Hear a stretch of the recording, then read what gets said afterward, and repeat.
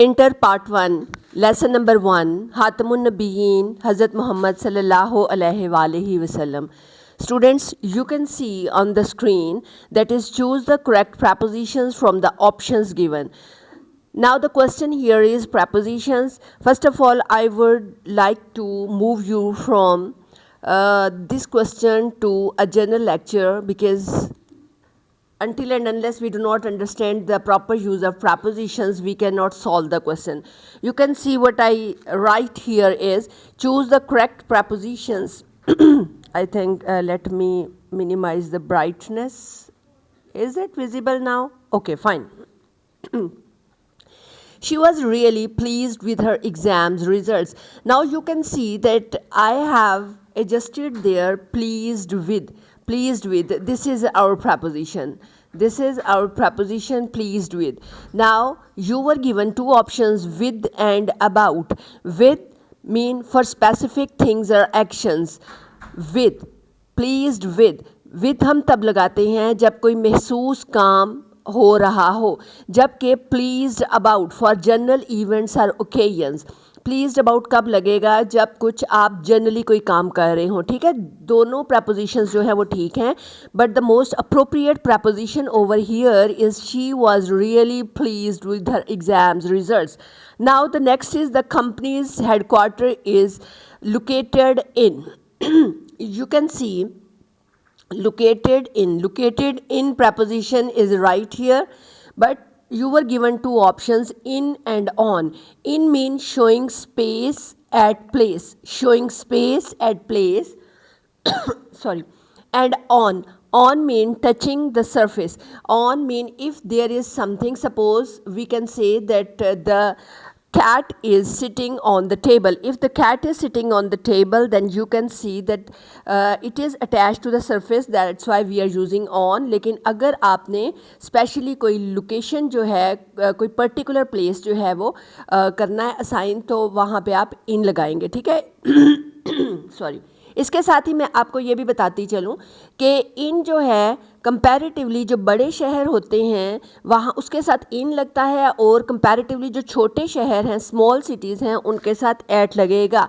Like अगर मैं लिखूँ कि the company's headquarter is locating at Lahore, और the company's headquarter is locating in Lahore. ठीक है, तो यहाँ पे we got the difference between in and on. We had to discuss the issue during the meeting. यहाँ पे you were given two options, during and in the meeting.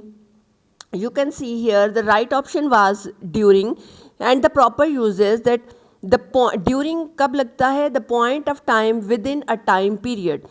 एक particular time period के दौरान जो है वो ड्यूरिंग लगेगा, यानी के दौरान. और इन इंडिकेट्स लोकेशन, ये तो आपको ऊपर भी मैंने बताया कि इंडिकेट्स लोकेशन और पार्टिसिपेशन.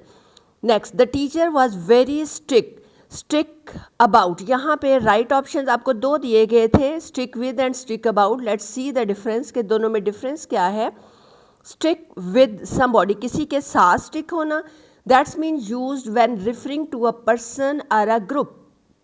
यानी कि किसी के used with somebody, strict with somebody यानी किसी के साथ used when referring to a person और अ ग्रुप. और स्ट्रिक अबाउट ये किसी बिहेवियर को या रूल को शो करता है, यानी किसी चीज़ के बारे में, किसी पर्टिकुलर चीज़ के मुतालिक अगर स्ट्रिक्टनेस शो की जा रही है तो वो स्ट्रिक्ट अबाउट होगा.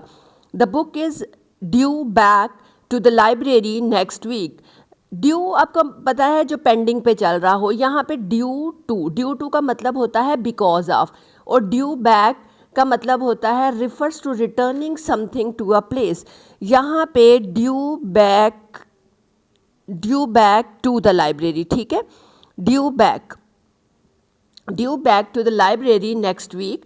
यहाँ पे हमारे पास राइट ऑप्शन है कि हमने इसको वापस करना है कब? लाइब्रेरी को नेक्स्ट वीक में. तो ड्यू टू नहीं यहाँ पे आएगा, ड्यू बैक आएगा. He has been working for the same company for 10 years.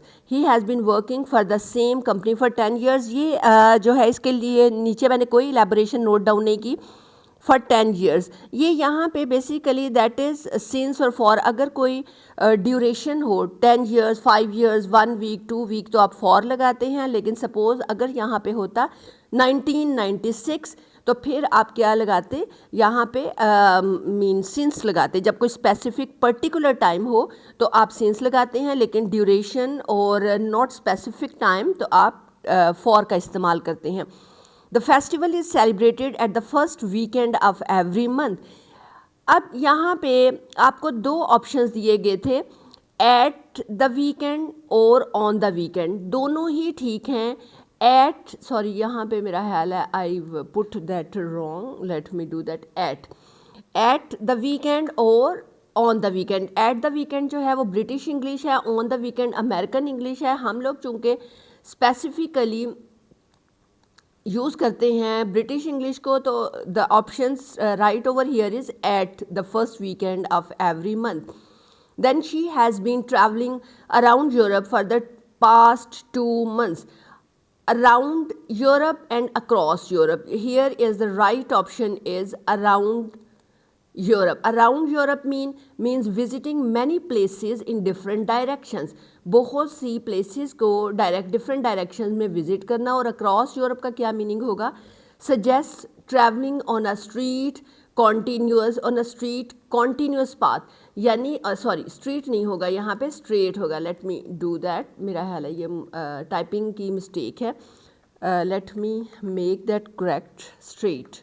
Straight path, यानी आपने पूरे suggest travelling on a straight continuous path, कि आप मुसलसल जो है वो कॉन्टीन्यूसली ट्रैवल कर रहे हैं अक्रॉस यूरोप।